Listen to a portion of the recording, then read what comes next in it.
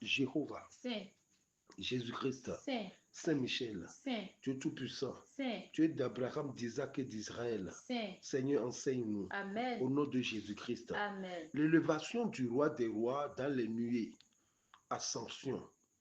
C'est le thème de cette semaine. Marc chapitre 16, le verset 15 à 20 sur notre texte de base. Puis il leur dit, allez par tout le monde et prêchez la bonne nouvelle à toute la création. Celui qui croira et qui sera baptisé sera sauvé, mais celui qui ne croira pas sera condamné. Voici les miracles qui accompagneront ceux qui auront cru en mon nom. Ils chasseront les démons, ils parleront de nouvelles langues, ils saisiront des serpents. S'ils boivent quelques breuvages mortels, il ne leur fera point de mal. Merci. Le dernier verset, le verset 20. Et ils s'en allaient prêcher partout. Le Seigneur travaillait avec eux et confirmait la parole par les miracles qui l'accompagnaient. Merci. Alléluia. Alléluia. L'élévation du roi des rois dans les nuées, ascension. L'ascension est un fait réel dans l'histoire de l'humanité. L'ascension n'est pas un mythe, c'est une réalité. Que ce soit l'Ancien ou le Nouveau Testament, la terre a connu cet événement important, surtout avec notre Seigneur Jésus-Christ, qui est un exemple typique. Bien-aimé, l'ascension de Jésus-Christ est loin d'être un événement religieux.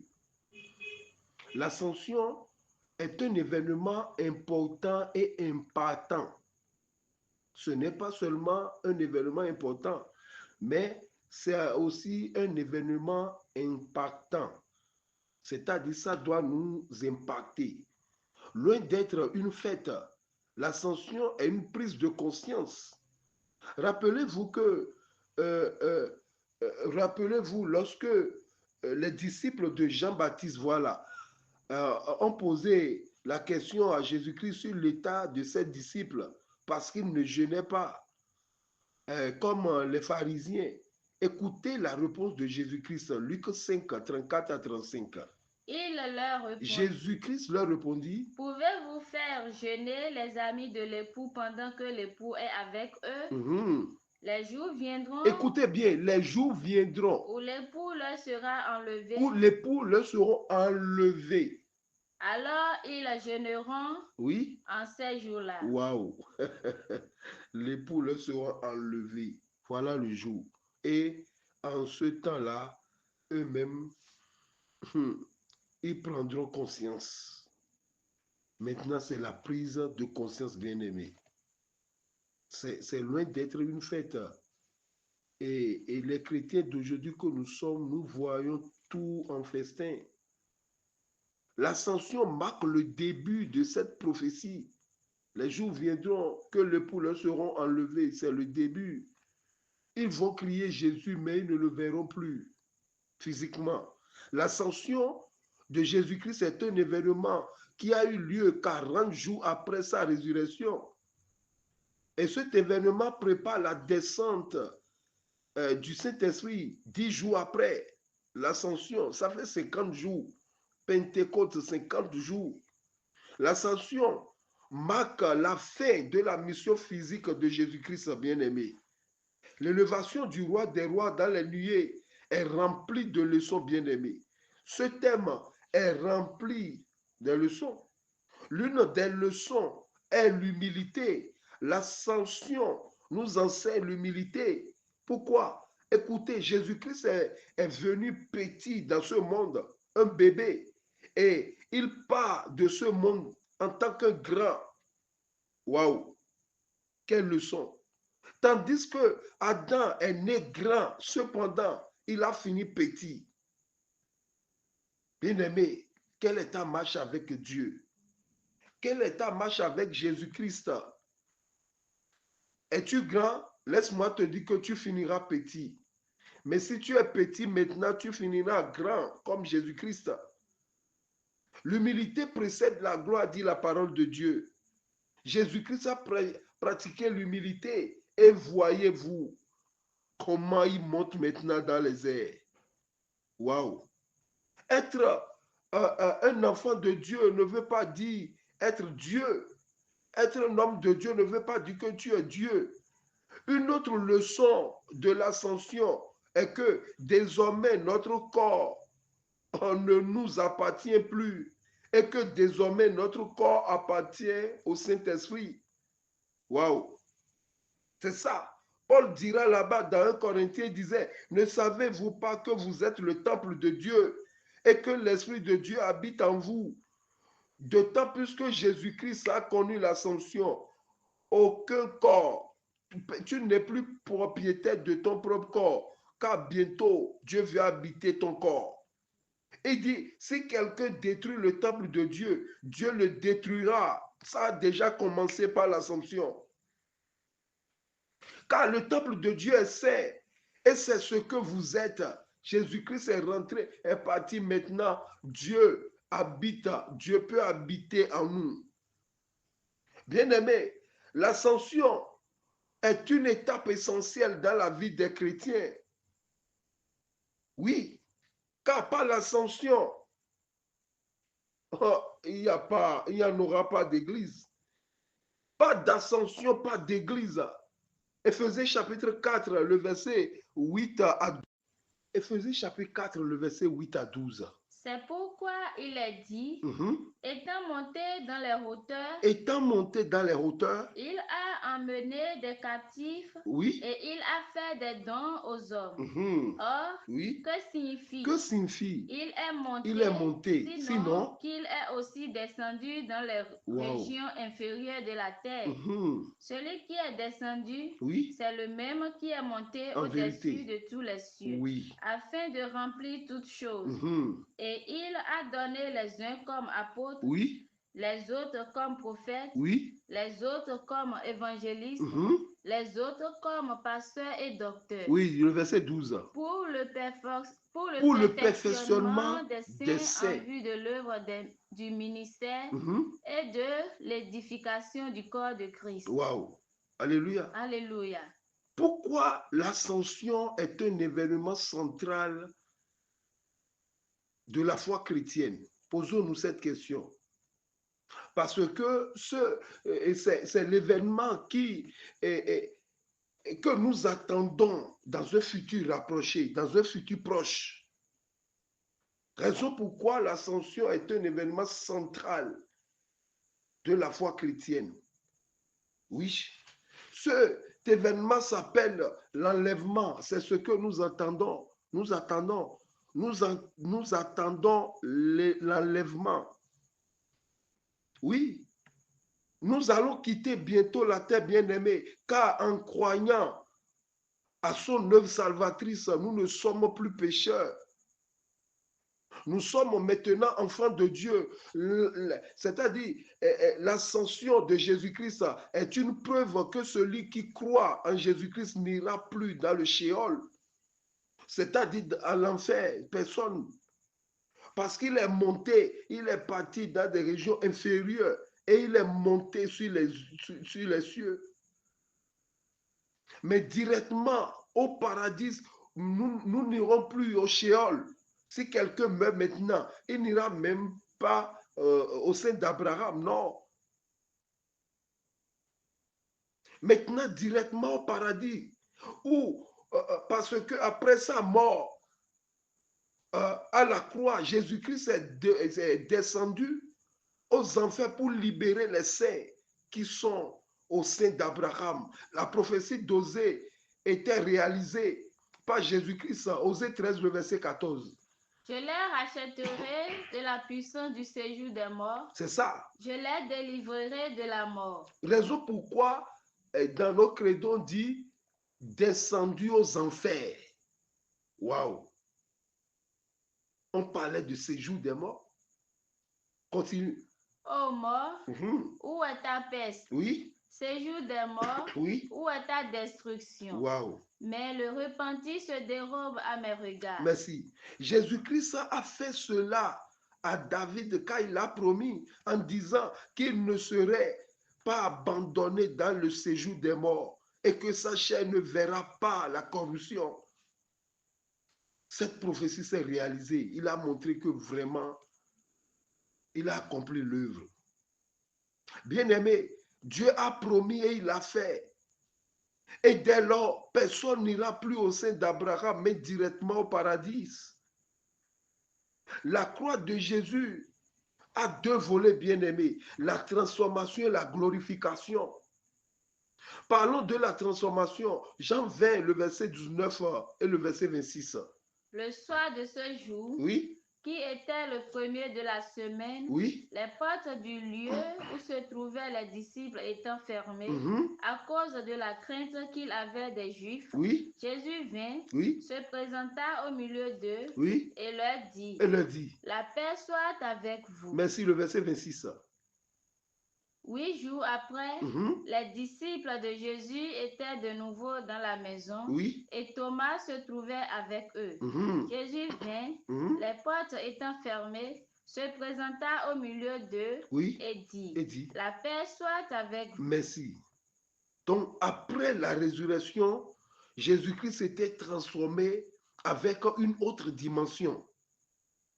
C'est de même façon que nous-mêmes, si nous croyons à la mort de Jésus-Christ, en son ensevelissement et sa résurrection, le Saint-Esprit nous transforme et on devient le Fils du vent. C'est ça, Jean dit, Jean chapitre 3, le verset 8. Il dit, le vent souffle où il veut, et tu en entends le bruit, mais tu ne sais d'où il vient, ni où il va. Il en est ainsi de tout homme qui est né de l'Esprit. Celui qui est né de l'Esprit est comme un vent. C'est la transformation. Deuxième volet, la glorification. L'ascension de Jésus-Christ est sa glorification. Il est retourné à la droite du Père. Retournerions-nous même un jour? Est-ce que nous-mêmes un jour on va retourner? Si c'est le plan parfait, c'est-à-dire c'est ce que Dieu veut pour nous, les humains, les chrétiens que nous sommes. C'est le plan parfait de Dieu sur nous, c'est de retourner. Nous sommes en escale dans ce monde. C'est comme quelqu'un qui est sorti et la personne va au marché. Le soir, il sera en hâte de rentrer chez lui. C'est ça Jésus-Christ. Jésus-Christ est venu dans ce monde comme dans le marché. Et après avoir fait ce qu'il a fait, il est retourné chez lui. Alléluia. Alléluia.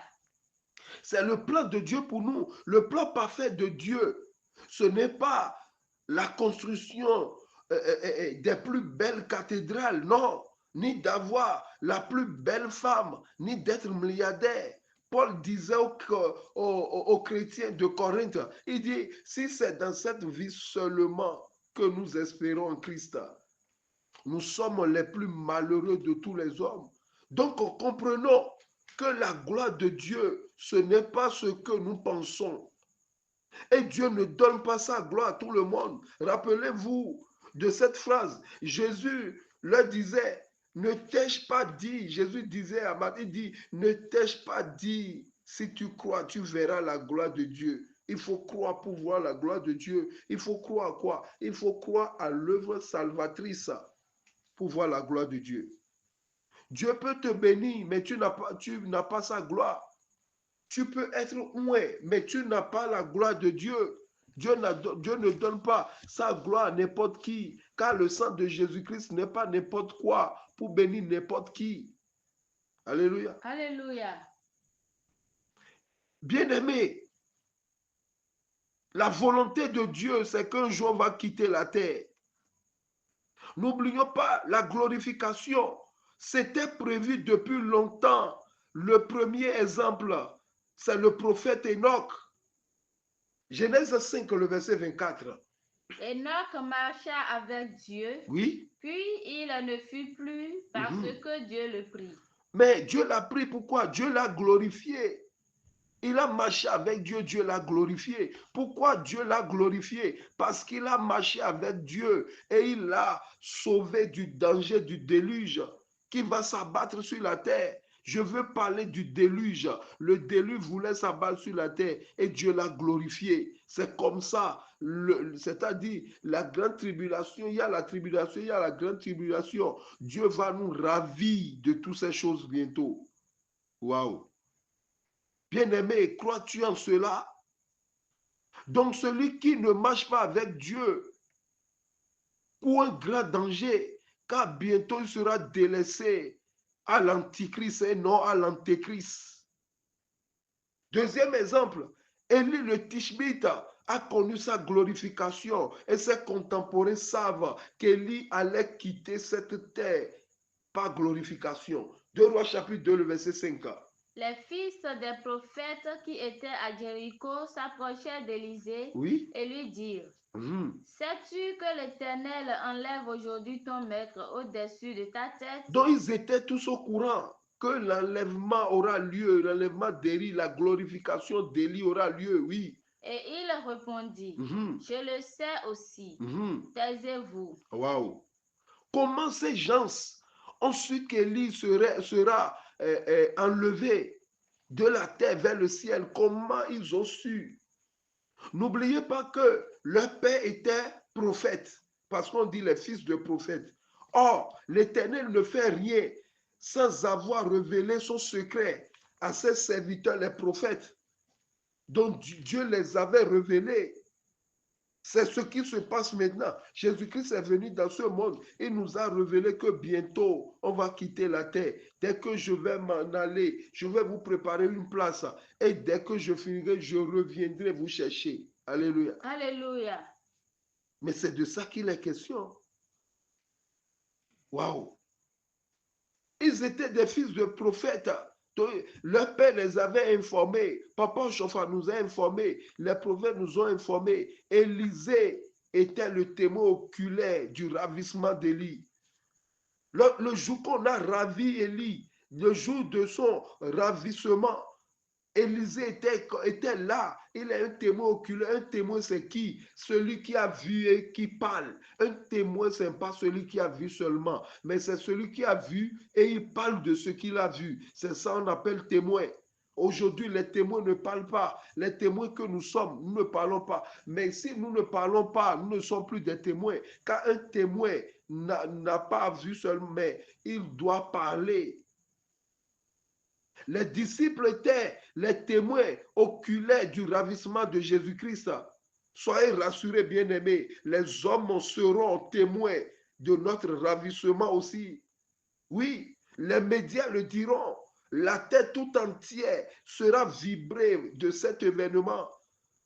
Car nous ne serons glorifiés pas en cachette, non. Nous serons glorifiés certainement public, c'est-à-dire RFI parlera de ça, tous les médias vont parler, vont dire que mais il y a un événement catastrophique. Tu as réservé, Dieu veut faire de notre ravissement, de notre enlèvement, de notre ascension un événement, comment dirais-je, grandiose. C'est ça. Lorsque Enoch était parti, mais les gens ne savaient pas, c'est Moïse qui est venu dire car Dieu l'a pris. Il a marché avec Dieu, Dieu l'a pris. Mais au temps d'Élie, les hommes étaient au courant. Et au temps de Jésus-Christ, les témoins oculaires sont des apôtres. Maintenant, lorsque l'Église connaîtra son enlèvement, lorsque l'Église connaîtra son assomption, waouh! Ce sera dans tous les médias. Alléluia. Alléluia. Romains 8, le verset 30. Et ceux qu'il a prédestinés, oui, il les a aussi appelés. Et ceux qu'il a appelés, il les a aussi justifiés. Oui. Et ceux qu'il a justifiés, oui, il les a aussi glorifiés. Vous voyez, ça termine par glorification. Prédestiné, appelé, justifié, glorifié. C'est ce que Jésus-Christ nous a montré. Oui, Jésus-Christ a appelé les disciples qu'ils étaient prédestinés par Dieu. Il les a justifiés. Maintenant, on les a glorifiés. C'est ça Jésus-Christ. Dieu l'a appelé, envoyé dans ce monde. Lorsque Jésus-Christ est venu, Il a fait l'œuvre salvatrice. Maintenant, Dieu l'a glorifié. Dieu ne glorifie pas premièrement. Mais aujourd'hui, nous venons à l'église aussitôt venus, on veut être glorifiés. Non. Nous serons glorifiés. Bientôt, mes bien-aimés, n'abandonnons pas la foi. Celui qui nous a fait la promesse n'est pas un homme pour mentir, ni un fils d'homme pour se repentir. Dieu est fidèle à l'Église. C'est Jésus-Christ qui est la lumière du monde. En partant, il nous a appelé la lumière du monde. Et lui, il est le Père des lumières. La Bible déclare, il est le Père des lumières, chez qui il n'y a ni changement, ni ombre de variation, bien-aimés. Oui, nous sommes lumière. Et lui, il est le Père des lumières. Donc, si le thème dit l'élévation du roi, des rois dans les nuées, le premier roi mentionne Jésus-Christ, mais des rois mentionnent nous les chrétiens. Nous sommes des rois. Car Jésus-Christ, en venant de ce monde, il a transformé les esclaves en rois, en princes, et des princes maintenant au roi. Le thème dit l'élévation du roi, des rois. Le premier roi, c'est Jésus-Christ, mais roi avec S, c'est nous. Jésus n'est pas le roi des présidents, non. Il n'appelle pas les présidents rois, il appelle les chrétiens, ceux qui ont cru en lui, les rois, car bientôt on va rentrer dans notre royaume. Les présidents de ce monde, le royaume, c'est la terre, mais il est le roi des rois. Quand on dit le roi, le premier roi, c'est Jésus-Christ, mais des rois, c'est nous, bien-aimés. Jésus n'est pas le roi des impudiques, des présidents impudiques. Il n'est pas le roi des impudiques, ceux qui vivent dans l'impudicité, non. Il n'est pas le roi des morts, mais le roi des vivants. L'élévation du roi des rois dans les nuées Assomption. Donc, comprenez qu'à l'aide de l'Esprit Saint, un jour, nous allons défier la loi du pesanteur. Comme Jésus-Christ avait fait le jour de l'ascension, nous commémorons. Ce n'est pas maintenant qu'il veut aller, mais nous commémorons pour pouvoir montrer qu'un jour, nous-mêmes, nous partirons. 1 Thessaloniciens chapitre 4, le verset 16 à 17. Car le Seigneur lui-même a un signal donné à la voix d'un archange et au son de la trompette de Dieu, descendra du ciel et les morts en Christ ressusciteront premièrement. Ensuite, nous les vivants qui serons restés, nous serons tous ensemble enlevés avec eux sur les nuées à la rencontre du Seigneur dans les airs. Le verset 17, tu t'arrêtes à verset 17. Dans les airs, et ainsi nous serons toujours avec le Seigneur. Waouh! À un signal donné. Qui veut donner ce signal-là? Le verset 16 a dit quoi? Le verset 16, oui. Car le Seigneur lui-même. Merci, c'est lui-même. Lui-même. Ce n'est pas un chargé. Ce n'est pas un prédicateur ni un visionnaire. Le Seigneur lui-même a un signal donné.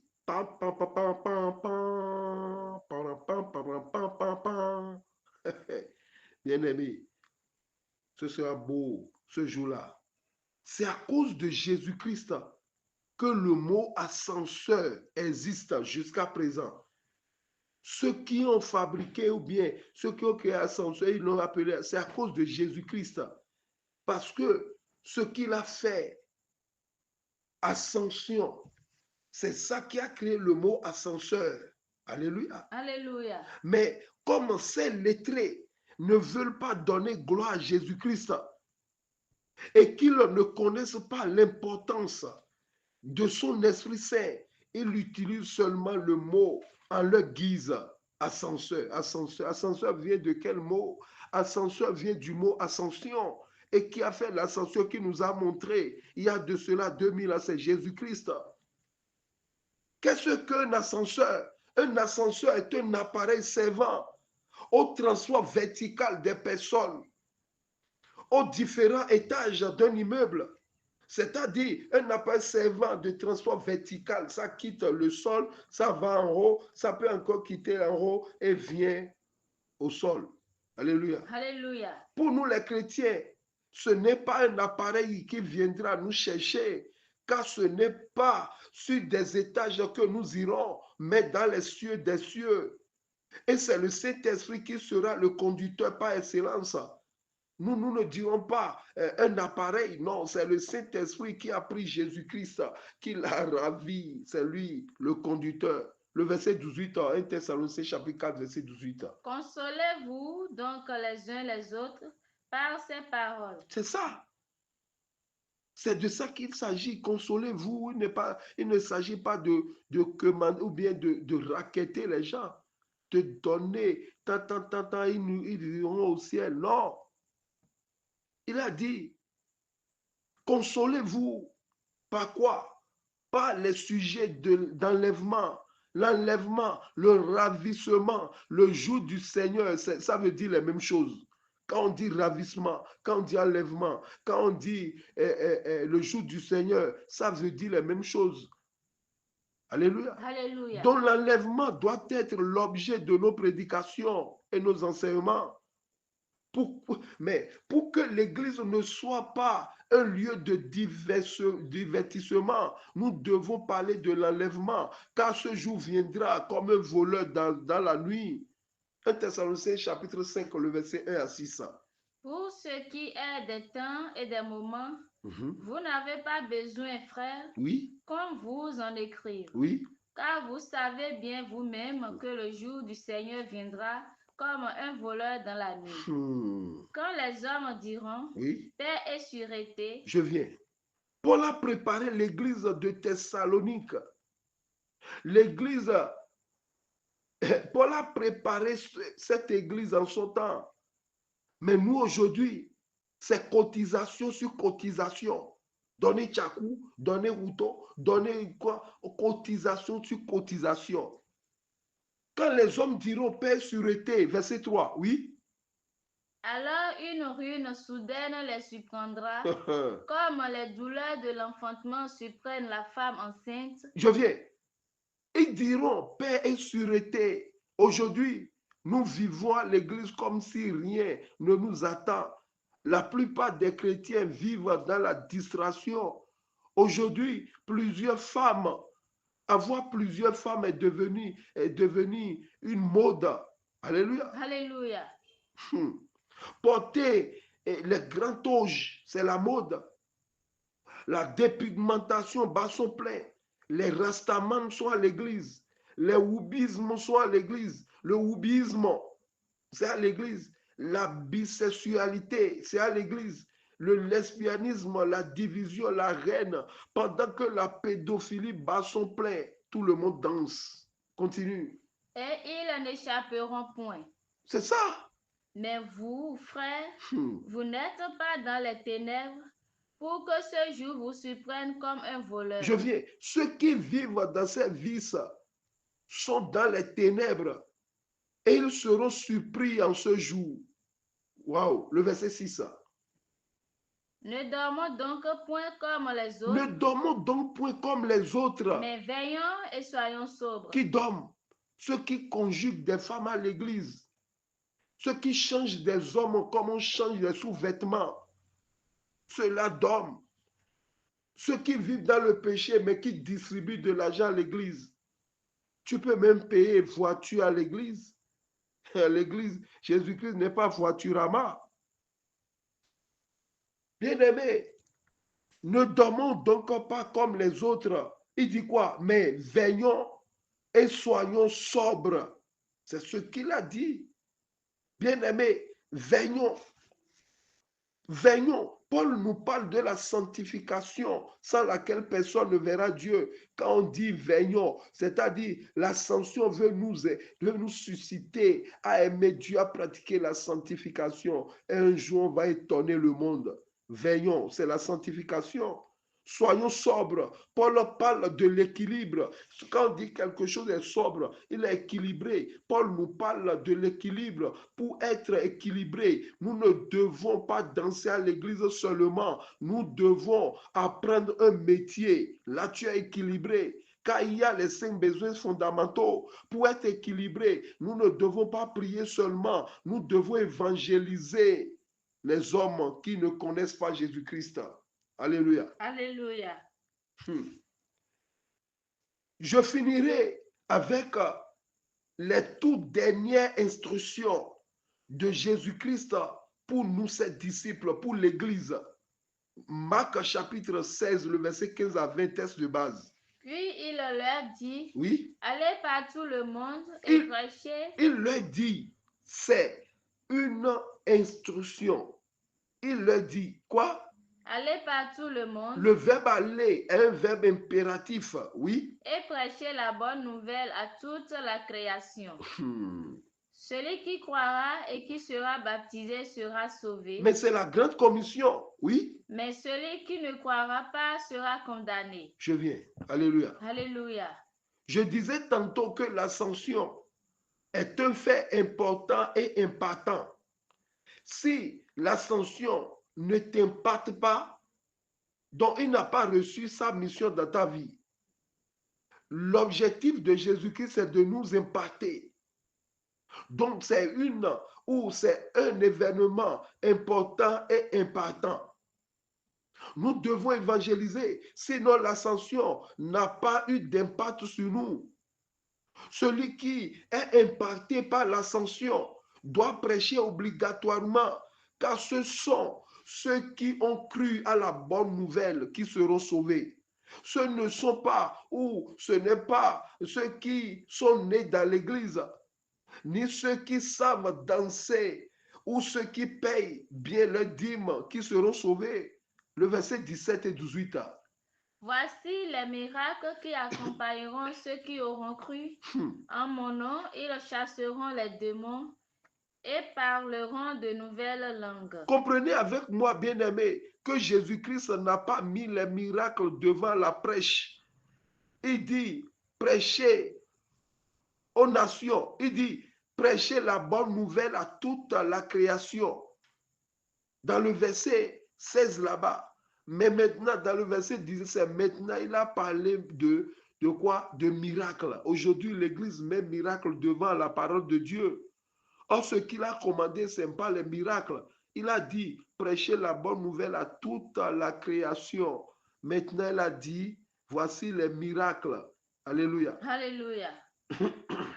Il dit, celui qui croira à la bonne nouvelle et qui sera baptisé sera sauvé.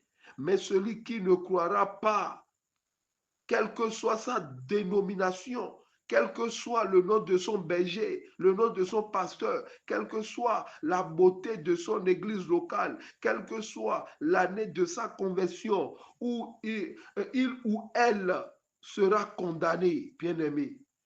Voici les signes qui accompagneront. Il dit en mon nom. Il n'a pas dit pas mon nom. Il a dit en mon nom. Bien-aimé, quand on comprend la parole de Dieu, on sait que c'est en son nom on fera tout. Mais quand on ne comprend pas, on fait fi de la parole de Dieu. Et comme des années, on fait pas son nom. Mais il a dit en mon nom. Bien-aimé, comment tu sais Dieu? Bien-aimé, comment tu fais l'œuvre? Tu fais l'œuvre par son nom ou bien en son nom? Waouh! Le verset 18. Ils saisiront des serpents. S'ils boivent quelques breuvages mortels, il ne leur fera point de mal. Merci. On classe tout ça là dans les miracles. Et les gens seront étonnés. Waouh, il est fort, il est fort. Mais il dit en son nom. Voici les miracles qui accompagneront ceux qui auront cru. Ces signes n'accompagneront pas tout le monde, mais seulement pour ceux qui ont cru à l'évangile, c'est-à-dire ceux qui obéissent à l'évangile. Quand on dit croire à l'évangile, ce n'est pas de parler seulement, mais obéir. Mais ceux qui vivent dans la désobéissance et qui chantent partout qu'on ne paie pas le salut, ceux-là seront condamnés. Ceux-là seront condamnés, bien-aimés. 1 Pierre chapitre 4, le verset 17 à 18. Car c'est le moment où le jugement va commencer par la maison de Dieu. Or, oui, si c'est par nous qu'il commence, oui, quelle sera la fin de ceux qui n'obéissent pas à l'évangile de Dieu? c'est ça, oui. Et si le juste se sauve avec peine, que deviendront l'impie et le pécheur? Question. Qui est appelé juste? Quand il a dit, si c'est avec peine que le juste sera sauvé, qui est appelé juste? N'est-ce pas celui qui a accepté Jésus-Christ comme son Seigneur sauveur personnel? Oui. Donc, le juste sera sauvé avec peine. J'aime bien la terminaison du 18e verset. Que deviendront l'impie et le pécheur? C'est qui l'impie? Les impies sont les antéchrists et non l'antichrist. J'avais prononcé ces deux mots en haut, mais je vais expliquer. Les impies sont les antéchrists et non l'antichrist. Quelle est la différence entre l'antéchrist et l'antichrist? Les gens confondent les deux mots. On dit l'antéchrist, l'antéchrist. Non, il y a une différence. Comment dit le nom anté? Anté signifie qui est avant. Qui est avant, c'est ça anté. Qui précède le temps ou qui précède dans le temps, c'est ça anté. Donc l'homme impie est celui qui est contre la vérité biblique. L'antichrist n'est pas encore là, mais lui, il est là maintenant, il combat les vérités bibliques. L'antichrist signifie la bête dont a parlé le livre d'Apocalypse, qui viendra dans le monde après l'enlèvement de l'Église. C'est ça l'antichrist. Mais l'antéchrist est déjà dans le monde. L'antéchrist vit sur nos paroisses des fois. Le verset 19, texte de base, le verset 19. Le Seigneur, après leur avoir parlé, fut enlevé au ciel et il s'assit à la droite de Dieu. Waouh! Nous le disons bien dans le credo ou la profession de la foi. C'est ça qu'on appelle credo. On dit, je crois en Dieu le Père Tout-Puissant, créateur du ciel et de la terre, et en Jésus-Christ, son Fils unique, notre Seigneur, qui a été conçu du Saint-Esprit, qui est né de la Vierge Marie, a souffert sous Ponce Pilate, a été crucifié et mort, a été enseveli, est descendu aux enfers. Waouh, ça devient important. Est descendu aux enfers. Le troisième jour est ressuscité des morts, est monté aux cieux, est assis à la droite de Dieu le Père Tout-Puissant, d'où il viendra juger les vivants et les morts. Je crois en l'Esprit Saint, à la Sainte Église catholique. Quand on dit Église catholique, là, les gens ont peur comme si c'est la religion catholique qui tire comment dirais-je, les codes et chapelets. Non, catholique veut dire universel. À la Sainte Église catholique, à la communion des saints, la rémission des péchés, la résurrection de la chair, la vie éternelle. Et on répond Amen. C'est la profession de la foi. C'est ça on dit credo. Credo veut dire je crois. Alléluia. Alléluia. Bien-aimé, la Sainte Église catholique ne veut pas dire les catholiques qui ont des chapelets. Non, catho veut dire univers. Donc, catholique veut dire universel, c'est universel, c'est-à-dire l'église que Jésus-Christ est venu installer, planter, n'est pas céleste, n'est pas évangélique, mais lui, il a planté une église universelle. Quelle que soit ta dénomination, si tu confesses Christ, tu es dans l'église de Christ. Arrêtez vos combats, vos guerres interreligieuses. Texte de base, le verset 20. Et ils s'en allèrent prêcher partout. Waouh! Le Seigneur travaillait avec eux. Quel bonheur! Et confirmait la parole que les miracles qui l'accompagnaient. Le Seigneur travaille avec eux comment? Dans l'invisible. On les voit, mais on ne voit plus le Seigneur. Mais il était en eux. Ils allaient prêcher la bonne nouvelle. Les premiers disciples, l'église primitive, les premiers disciples ont obéi à la grande commission. Nous aussi, bien-aimés, après l'ascension, levons-nous, car la moisson est grande, mais il y a peu d'ouvriers. Travaillons Laissons la haine, la jalousie, les calomnies, les médisances. Et prions pour les peu d'ouvriers qui sont dans le champ et aussi pour que d'autres ouvriers viennent. Car notre Seigneur Jésus-Christ l'a bien dit. Priez donc le maître de la moisson d'envoyer des ouvriers dans sa moisson. Soyez bénis. Amen. Au nom de Jésus-Christ, Jéhovah, Jésus-Christ, Saint-Michel, Dieu Tout-Puissant, ta parole vient d'être libérée. Touche les cœurs, Seigneur. Enseigne-nous la piété, Seigneur. Enseigne-nous ta parole, Seigneur. Accorde-nous la grâce de comprendre ta parole, Seigneur. Toi qui vis dans les cieux et qui règnes aussi sur la terre, Seigneur, prône sur ton peuple. Au nom et à l'amour de notre Seigneur Jésus-Christ. Amen, amen, amen. Au nom de notre Seigneur Jésus-Christ. Alléluia, alléluia.